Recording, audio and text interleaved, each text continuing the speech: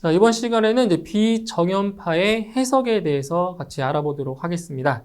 자, 이제 용어 그대로 비정연파입니다. 비정연파. 그러니까 정연파가 아닌, 그죠? 정연파가 아닌 것을 얘기해 주는데, 자, 우리가 알고 있는 그 정연파는 바로 사인파, 그죠? 사인파를 말하는 거죠. 사인. 자, 그래프로 한번 그려볼게요. 자, 정연파 같은 경우에는 사인 그래프, 그죠? 이렇게. 자, 이런 그래프가 바로 정연파입니다. 정연파. 뭐 이쪽도 있겠죠. 이런 식으로. 이런 식으로. 자, 이게 바로 사인파인데 정연파. 이것을 이제 정연파라고 하고요. 그럼 비정연파라고 하는 거는 이제 정연파가 아닌 걸 말하는 거잖아요. 비정연파니까. 그래서 이런 걸 볼 수 있겠어요. 비정연파면은 뭐 이런 식으로. 여기도 마찬가지로 뭐 이런 식으로. 이런 거 있죠. 그죠? 이게 바로 이제 비정연파입니다. 비정연파. 그러니까 정연파가 아닌 것을 얘기해 주는 거죠. 자, 그러면 여기서 자, 정연파. 이게 만약에 그 전압파형이라고 한다면 이 정연파식이 어떻게 되겠어요? VT는 VM sin 오메가 T. 뭐 이런 식으로 표현이 되겠죠. 그렇죠? 정연파이기 때문에 뭐 VM sin 오메가 T 이렇게 표현이 된단 말이에요. 자, 그런데 비정연파 같은 경우에는 어때요? 비정연파 같은 경우는 식 자체가 이렇게 나타나요. VT는 자, V0 플러스 지금 여기는 어떤 것이냐면 AN 곱하기 코사인 N 오메가 T 다음 플러스 BN 그리고 사인 N 오메가 T. 네, 이런 식으로 이제 표현이 된다는 거죠. 그래서 여기서 이 V0를 이걸 뭐라고 하냐면은 이것을 직류항이라고 하고요. 직류항. 요 AN을 이제 코사인항. 그죠? 코사인항. 코사인 있으니까 요 BN을 뭐 사인항. 자, 이렇게 해주는데, 지금 이제 이 직류항 있죠, 직류항. 이 직류항 같은 경우를 이걸 뭐라고 하냐면은, 여기를 이제 직류분이라고 해요, 직류분이라고 하고요. 그리고 여기서 보시면, 그 비정연파가 어떻게 구성이 되어 있는지를 보셔야 돼요. 여기 보시면, 비정연파는 직류분 플러스, 그죠? 직류분과, 그 다음 기본파, 그리고 고조파의 합으로 되어 있다라고 했었죠, 그죠?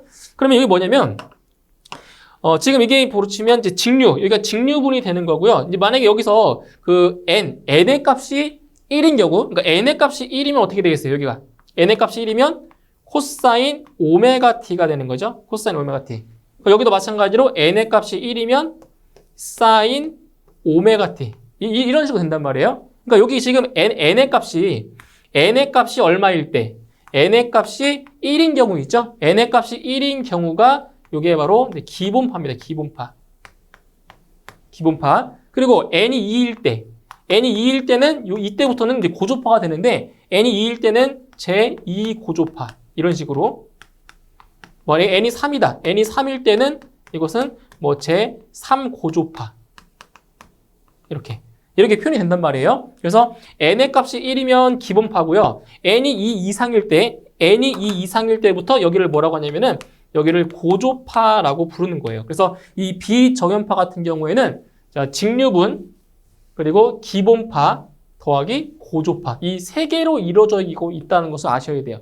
여기 문제로 나오기 때문에 그죠? 예, 비정연파는 직류분, 기본파, 고조파 이런 식으로 이루어져 있다라는 거 꼭 이거 기억을 해 주셔야 되는 거예요.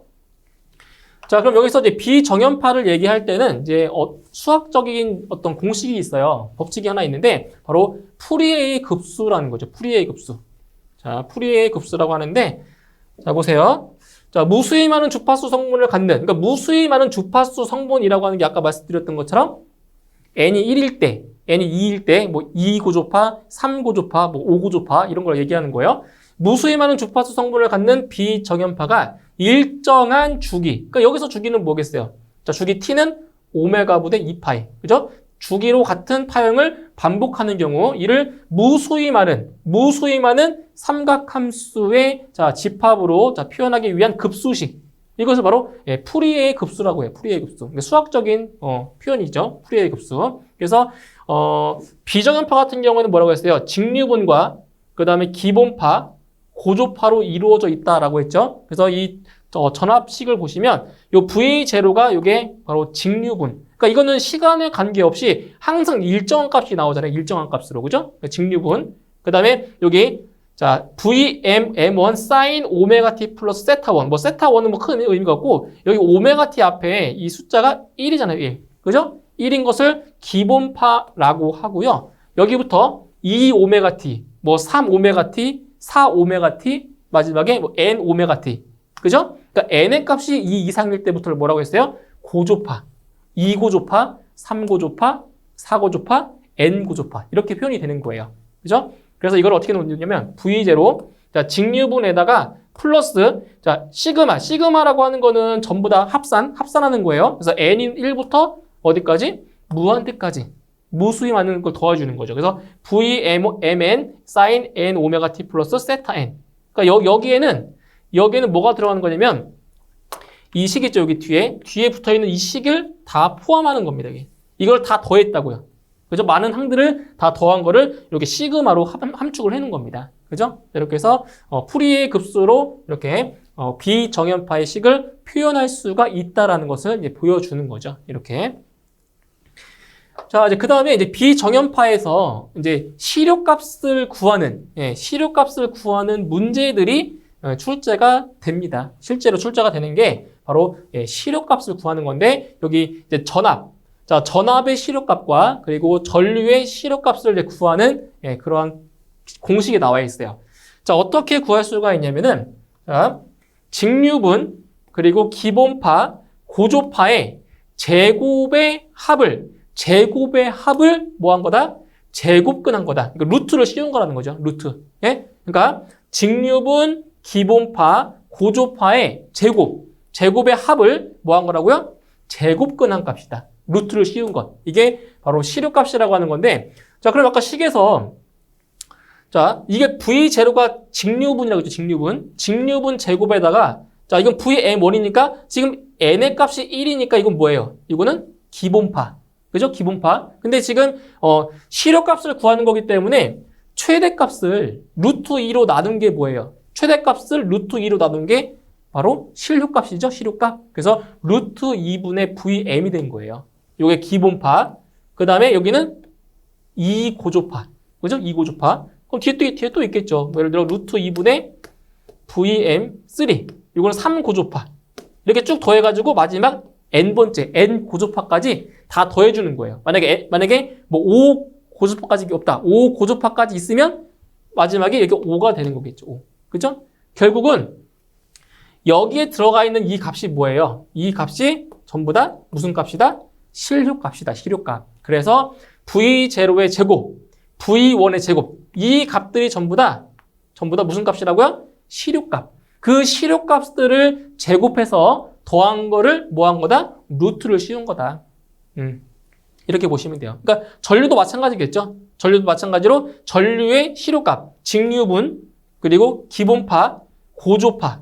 그죠? 고조파의 그 실효값들을 제곱해서 다 더한 것을 뭐 한 거다?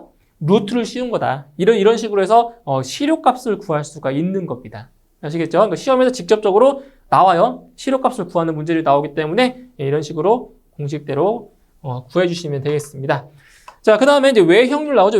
외형률이라고 하는 거는 뭐예요? 파형의 일그러진 정도. 파형. 그러니까 정연파는 이렇게 매끄럽게 되어 있잖아요. 정연파는.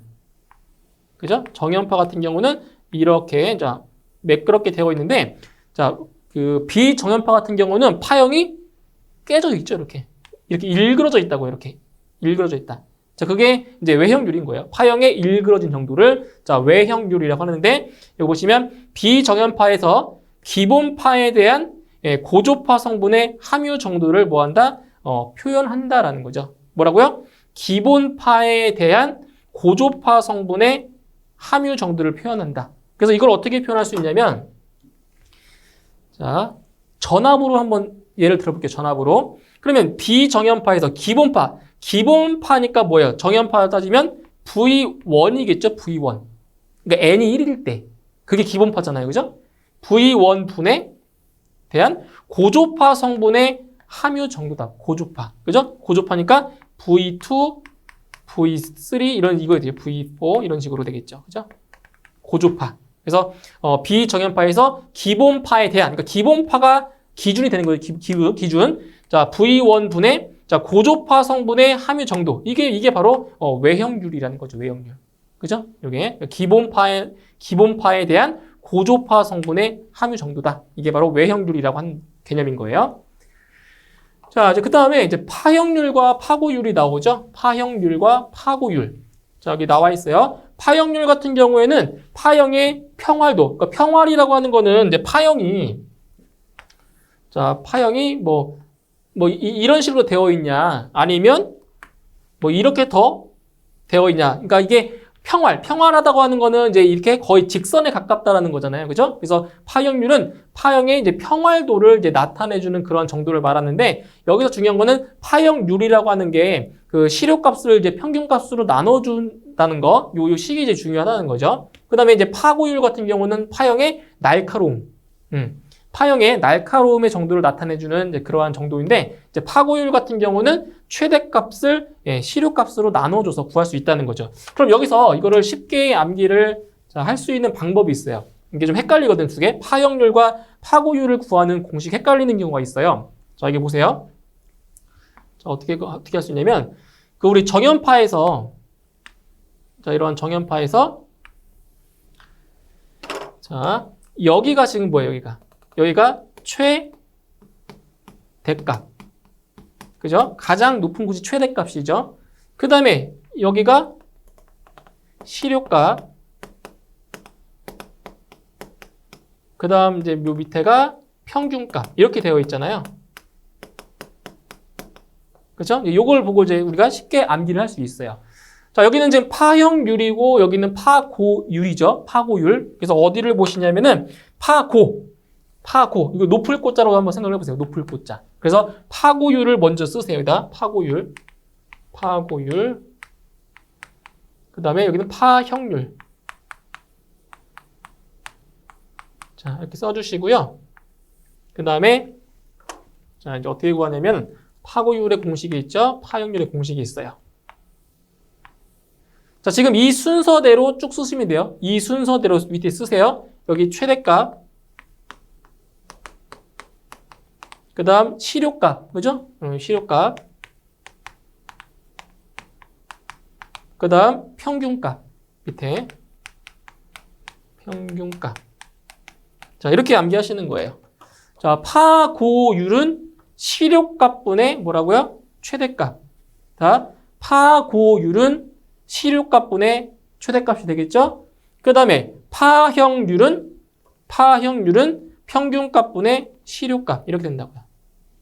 암기하기 편하죠? 그러니까 요 파고율이 위에요. 파고율이 높을 꽃자 쓰시면 돼요. 파고율. 그래서 파고율은 시료값분의 최대값.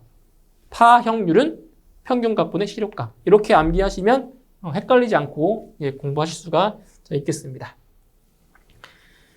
자, 이제 마지막으로 이제 각 파형별로의 그 최대값에 따른 뭐 시료값, 평균값, 그리고 파형률, 파고율의 값을 좀 암기를 하셔야 돼요. 자, 그럼 먼저 이 정연파, 첫 번째 보시면 정연파죠. 정연파는 우리가 많이 봤어요. 바로 사인파죠, 사인파. 이렇게 해서 이런 거. 그죠? 정연파. 그리고 전파 정류는 뭐냐, 전파. 전파 정류 같은 경우는 어떻게 되어 있냐면, 전파 정류는 이거죠, 이거. 이런 파형, 그죠? 전파 정류. 그 다음에 삼각파. 자, 삼각파 같은 경우는 어떻게 되어 있냐면은, 뭐 이런 식으로. 그죠? 이렇게 되는 게 삼각파. 뭐 톱니파도 마찬가지, 톱니파. 톱니파 같은 경우도 굳이 표현하자면 뭐 이런 식으로. 뭐 이런 식으로 톱니파, 뭐 톱니 형태로 되어 있는 뭐 그러한 파형을 말하는 거예요. 그 다음 구형파. 자, 구형파는 어떻게 돼요? 구형파는 이렇게 되어 있는 거죠. 구형파. 이런 식으로 구형파 사각형으로 되어 있어요. 구형파는. 그 다음에 반파 정류파는 반파 정류면은 파형이 이렇게. 그러니까 이게 전파 정류잖아요. 그러니까 반파 정류는 이거의 딱 절반. 여기 한 칸씩 띄어가지고 이렇게 한 칸씩 띄어서 그려지는 거예요. 이게 반파 정류죠. 그 다음에 반파 구형파도 마찬가지로 자 이게 구형파죠. 그죠? 그러면 반파 구형파는 이렇게 된다는 거죠. 이렇게 반파 구형파.